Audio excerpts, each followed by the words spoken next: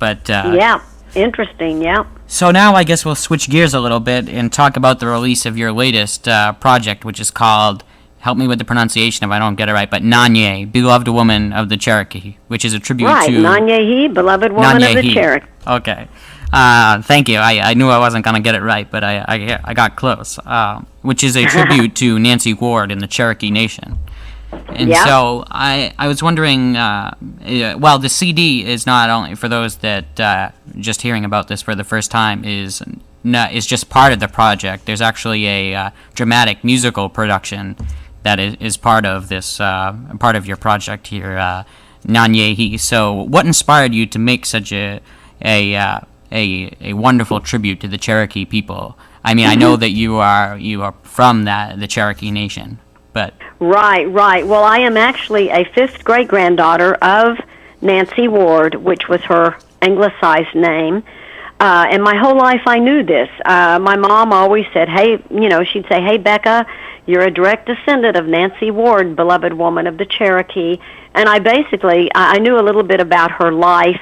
She was chewing the bullets beside her husband, Kingfisher, in 1755 when they were in battle with the Creek Indians. She was only 17 years old at the time. Kingfisher was killed, fell to the ground, and she took his rifle and led the Cherokee to victory. And she was honored as Ki'gagaya War Woman of the Cherokee. But that's when she stood and said, war is not the way, peace is the only way. She realized at a very young age that the Cherokee people could not survive without living in harmony with the whites. And even in that day, that the Cherokee were already marrying the whites, trading with the whites. Then unfortunately, it just became worse and worse. The whites were encroaching on Cherokee land, and it became so bad. And of course, eventually the Cherokee were driven off of their land. And that's how my ancestors arrived in Oklahoma, and that's what qualifies me to be a Cherokee Nation citizen, is that I am descended from someone who signed the Dawes Rolls, which was a federal census taken in Indian Territory, which is now the state of Oklahoma, from the very late 1800s up until Oklahoma was a state in 1907. So embarking on this musical, how I decided to write a musical was a few moments of insanity. Back in the early 90s, I started writing songs for a tribute musical album to Nanye, a.k.a. Nancy Ward. And I wrote Pale Moon, Let There Be Peace, and a couple of the other songs back then. Then life got in the way. I got busy with the country music and making a living. And in 2007, I was playing for the Centennial Celebration in my hometown, Bartlesville, and I met a guy named Nick Sweet. I closed the show, the celebration, with some of my songs, and I included Pale Moon and Let There Be Peace, and I talked about Nancy Ward because we're celebrating the state of Oklahoma. My goodness, so I needed to talk about my Cherokee heritage.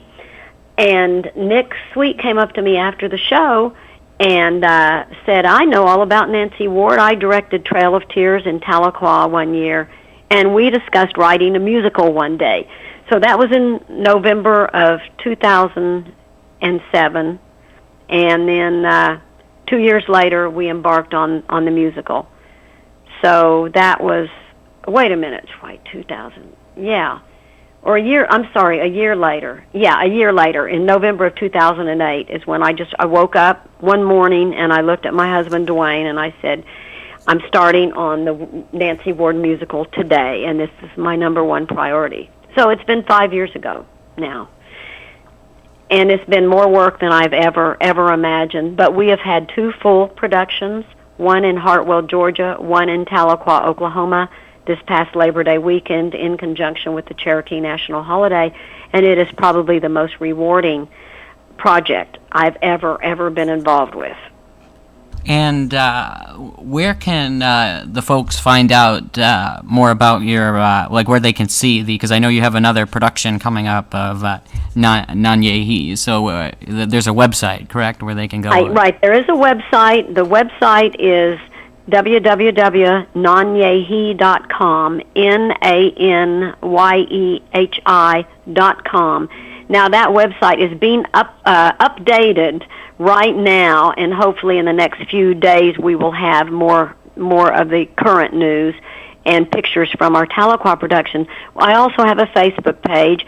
If you just go to Facebook and type in Nanyehi the musical, it'll pop up with our page there, and I update that all the time, so you can get the most current info. And why don't you give us your regular country music website too? Because I'm sure some of the listeners will want to go and purchase some of your CDs from there, which I believe they can. Awesome. Yes, they can. It is www.beckyhobbs.com. BECKYHOBBS.com. So Becky, what do you have planned for the future? Wow. Well, the immediate future, let's see, I got a show tomorrow night. I got a show Saturday night. Got some shows in Florida coming up. We are doing a little more honing on the script. When you write a musical, you workshop it, and you have several productions and while you're still improving it. So I'm doing that, and then we are talking to the Hard Rock in Tulsa about an early summer production. And as soon as I know about that, I'll be posting that info. Any plans to bring it to Washington, D.C.? Because I believe you got a grant from the Smithsonian as part of the project. Yes, we did. In 2010, we received a grant from the National Museum of the American Indian. And I went up there to visit the museum, and I actually played up there. I wish I'd have known you then. Yeah, I just started down this fall down here, so I wouldn't have been there then. But I got you. Yeah, I transferred down here, but I'm going. It sounds like is the project something that you would be willing to take on the road to bring to different places, or is it more only centralized in Oklahoma? Oh no, we want it all. I want to bring it to Broadway. You know, we're starting out where people actually have had money that say they want to do it. We want to do it everywhere. If anybody listening wants to produce our musical, we would love to do it. Well, I was gonna say I am currently taking an archaeology class. I think I told you that when we were talking on the phone last night, and part of the anthropology department here, and we were studying some of the laws and dealing with Indian, Native American artifacts. So I'm going to talk to someone in the anthropology department and see maybe they can get in contact with you. Maybe they'd like to do even just like a special, like one showing sometime in the future here, because I think it would be really neat and to have and be. I think people would really enjoy it. Oh my God, it'd be beautiful. I would absolutely love that. I have absolutely no pull. True in our nation's capital. Wow. I have absolutely no pull, but I can try to open some doors. But so. Well, thank you. Well, thank you. No, it's just the passion is the pull. You know what I mean? Exactly, and I thank you so much, Becky, for being here with me. You're so fascinating and just a really talented singer, songwriter, piano player, musician all around. So I really appreciate it. Thank you for spending your time here with me on my program. Oh my gosh, I appreciate you so much. You're so knowledgeable and you're so much fun. And speaking on the behalf of country music artists everywhere, thank you for playing our records. Oh well, you're very welcome. And right now, folks, we're gonna hear "Talk Back Trembling Lip." Talk Back Trembling Lips. Oh, here I am with isn't that funny? Bumbling the words there for a Trembling Lip song. And stay tuned for an interview with Margot Smith, the Tennessee yodeler. She'll be here live in a few minutes. And thanks again so much, Becky Hobbs. Thank you, Paul. I appreciate it. Have a great day. You're very welcome. You too. Bye-bye. Bye.